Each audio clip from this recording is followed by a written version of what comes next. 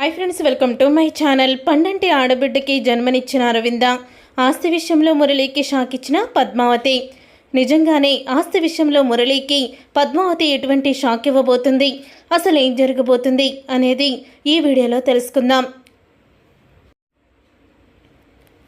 విక్కీ అయితే మళ్ళీ రౌడీల నుంచి తప్పించుకొని ఇక ఇంటికైతే పద్మావతిని తీసుకొని వచ్చేస్తాడు. వచ్చిన తర్వాత మురళి, విక్కీ, పద్మావతి తన బండారాన్ని బయట పెడతారేమో అని మురళి, మరొక పక్క దివ్య ఇద్దరూ కూడా చాలా వణికిపోతూ ఉంటారు. అరవింద మురళిని చూసి ఏంటి అలా ఆగిపోయారో, విక్కీ తిరిగొచ్చాడండి అని అంటూ ఉంటుంది. అవును రాణమ్మ, విక్కీని చూస్తుంటే ఆనందం ఆగడం లేదు అని అంటూ ఉంటాడు మురళి. ఇక విక్కీతో అరవింద్ అయితే అంటూ ఉంటుంది, ఎవరు నిన్ను కిడ్నాప్ చేసింది విక్కీ? అసలు ఇంత ఘోరానికి ఎవరు ఒడిగట్టారో, ఎవరు ఆ దుర్మార్గుడో అని అడుగుతూ ఉంటుంది. అప్పుడే ఇక విక్కీ అయితే, ఆ దుర్మార్గుడు ఎవరో నాకు తెలుసక్క అని అంటూ ఉంటాడు విక్కీ. ఇక మురళికైతే చెమటలు పట్టేసి కాళ్ళు చేతులు వణుకుతూ ఉంటాయి. అప్పుడే ఇక పద్మావతి అయితే, అవును దినా, మనకి బాగా తెలిసిన వ్యక్తి అని అంటూ ఉంటుంది. పద్మావతి కూడా, ఎవరు విక్కీ? ఎవరు మీ ఇద్దరిని ఇలా టార్చర్ పెట్టింది? పోలీసులకి కంప్లైంట్ ఇచ్చాము, పోలీసుల్ని పిలిపించి ఆ వ్యక్తి ఎవరో చెప్పి వాడిని అరెస్ట్ చేసి వాడిని కుళ్ళబొడిపిద్దాము అని అంటూ ఉంటాడు నారాయణ. లేదు బాబాయ్, వాడికి ఎలా గుణపాఠం చెప్పాలో నాకు తెలుసు. ఇప్పటి వరకు ఏముందులే అని వదిలేశాను, కానీ ఇప్పుడు వదిలే ప్రసక్తే లేదు. వాడికి నేనేంటో చూపిస్తాను అని అంటూ ఉంటాడు. విక్కీ అయితే, లేదు విక్కీ, నిన్ను ఇంతలాగా కిడ్నాప్ చేసి టార్చర్ పెట్టిన వాడిని ఊరికినే వదలకూడదు. వాడు ఎంతటి వాడైనా సరే వాడిని అరెస్ట్ చేయాల్సిందే. నేనైతే వాడు నాకు కనిపిస్తే షూట్ చేసేస్తాను అని అరవింద అంటూ ఉంటుంది. అక్క, నువ్వు కడుపుతో ఉన్నావో, కడుపుతో ఉన్నప్పుడు ఇలాంటి మాటలు మాట్లాడకూడదు. అందుకే అక్క, నీకు ఏ విషయం కూడా నేను చెప్పండి అని అంటూ ఉంటాడు. విక్కీ అయితే, ఆ దుర్మార్గుడెవరో నీకు ఖచ్చితంగా చెప్పే రోజు వస్తుంది. ఆ రోజు ఖచ్చితంగా వాణ్ణి నీ ముందు నిలబెట్టి నేనే వాణ్ణి షూట్ చేస్తాను అని అంటూ ఉంటాడు. విక్కీ అయితే, ప్రస్తుతానికి నా పేరు చెప్పలేదు అని విక్కీ చెప్పిన మాటలు విని మురళి అయితే ఊపిరి పీల్చుకుంటాడు. తరువాత పద్మావతి, అవును దినా, నీ డెలివరీ అయిన తర్వాత ఆ దుర్మార్గుడెవరో నీ ముందే నుంచోబెడతాము, సాక్ష్యాలతో సహా వాడు చేసిన కుట్రలను బయట పెడతాము అని పద్మావతి కూడా అంటూ ఉంటుంది. ఇక తరువాత ఇద్దరూ లోపలికి వెళ్ళిపోతారు.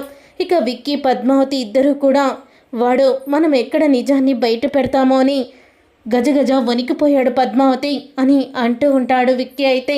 అప్పుడే ఇక పద్మావతి అయితే అంటూ ఉంటుంది, సరే వదిన ఈ పరిస్థితిలో ఉంది కాబట్టి వాడింకా బ్రతికుంటున్నాడు. వదినికి రేపో మాపో డెలివరీ అవుతుంది, అప్పుడు వాడికి మనం చుక్కలు చూపించాలి అని పద్మావతి చెప్తూ ఉంటుంది. అవును పద్మావతి, నీ మీద నాకు అబద్ధాలు చెప్పి నాకు అనుమానం కలిగించి మన ఇద్దరి మధ్య దూరం పెంచి నేను నిన్ను అనుమానించేలా చేసిన ఆ దుర్మార్గుణ్ణి నేను అస్సలు కూడా వదిలిపెట్టను అని విక్కీ అంటూ ఉంటాడు. కానీ అంతకన్నా ముందు ఆ రోజు నువ్వు వాడికి భయపడి నా చేత సంతకం చేయించుకున్నావో, ఆ ఫైలు వాడి చేతిలో ఉంది. ఇప్పుడు ఆస్తి మొత్తం కొట్టేయడానికి వాడు నాటకం ఆడుతున్నాడు. ఆ ఫైలుని ఎలాగైనా మార్చేయాలి అని అంటూ ఉంటాడు విక్కీ అయితే.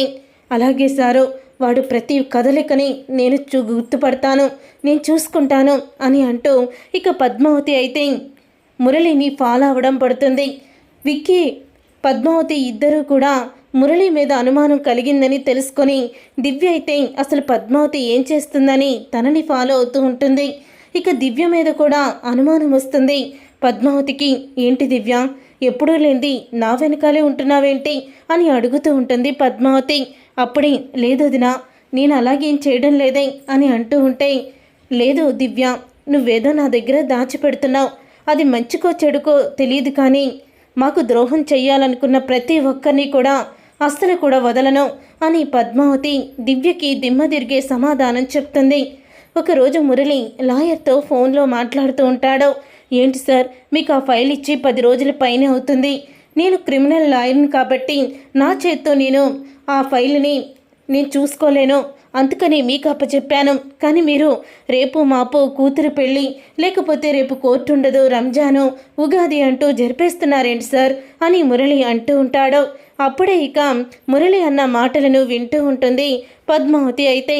పద్మావతి ఎవరితోనో లాయర్తో ఫోన్లో మాట్లాడడం విని వెంటనే పద్మావతి విక్కీకి చెప్తుంది.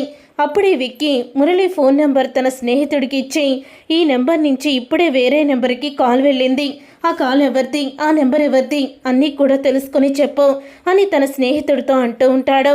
అప్పుడే ఇక తన స్నేహితుడైతే మొత్తం ఇన్ఫర్మేషన్ కనుక్కొని ఇక విక్కీకి అయితే కాల్ చేస్తాడు. విక్కీకి కాల్ చేసి అంటూ ఉంటాడు, ఇది పలానా లాయర్దని ఆయన అడ్రస్ కూడా ఇస్తాడు. అప్పుడే పద్మావతి అయితే ఆ లాయర్ దగ్గరికి వెళ్తుంది. సార్, నాది ఒక కేసు సార్, నా భర్త నన్ను అస్సలు కూడా పట్టించుకోవడం లేదు, అతన్ని మీరు ఎలాగైనా సరే బుద్ధి చెప్పి నాకు తగిన పారితోషికం ఇప్పించాలి సార్ అని అంటూ పద్మావతి లాయర్ దగ్గరికి వెళ్ళి నాటకం ఆడుతుంది. సరేనమ్మా, తప్పకుండా, అవును ఫీజు ఎంత ఇస్తామంటే మీరెంత అడిగితే అంతే ఇస్తాను సార్ అని చెప్తూ ఉంటుంది పద్మావతి అయితే. అప్పుడే లాయర్కి ఫోన్ వస్తుంటే నేను ఇప్పుడే ఫోన్ కాల్ మాట్లాడొస్తానమ్మా అని అంటూ ఉంటే, చెప్పాను కదా సార్ మీ ఫైలు టేబుల్ మీదే ఉంది, మీ ఫైల్ గురించే నేను ఆలోచిస్తున్నాను, ఎంత తొందరగా వీలైతే అంత తొందరగా చేస్తాను అని లాయర్ ఫోన్లో మురళితోనే మాట్లాడుతూ ఉంటాడు. అప్పుడే పద్మావతి టేబుల్ మీద ఉన్న ఫైల్ని తీసుకొని తను తీసుకొచ్చిన డూప్లికేట్ ఫైల్ని అక్కడ పెట్టేస్తుంది.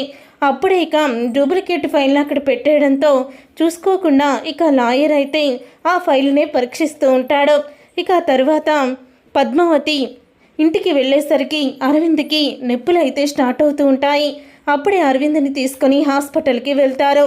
అరవింద్ని తీసుకుని హాస్పిటల్కి వెళ్ళిన తర్వాత దివ్య మురళితో అంటూ ఉంటుంది, బావా, అక్కకి డెలివరీ అయిన తర్వాత నీ నిజస్వరూపాన్ని అక్క ముందు బయట పెడతామని విక్కీ పద్మావతి అన్నారు కదా, ఇప్పుడు నీ పరిస్థితి ఏంటి అని దివ్య అంటూ ఉంటుంది.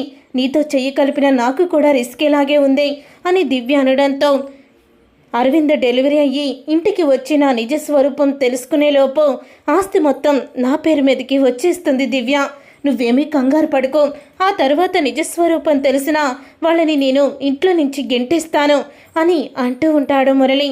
తరువాత ఇక లాయరు మురళికి ఫోన్ చేస్తాడు. ఇక ఫోన్ చేసి, సార్ ఈ ఫైల్లో అంతా ఫేక్గా ఉంది సార్, అసలు విక్రమాదిత్య గారు సైనే లేదు అని అంటూ ఉంటే, అదేంటి నీకు ఇచ్చేటప్పుడు నువ్వు కూడా చూసావు కదా అని అంటూ ఉంటాడు మురళి అయితే.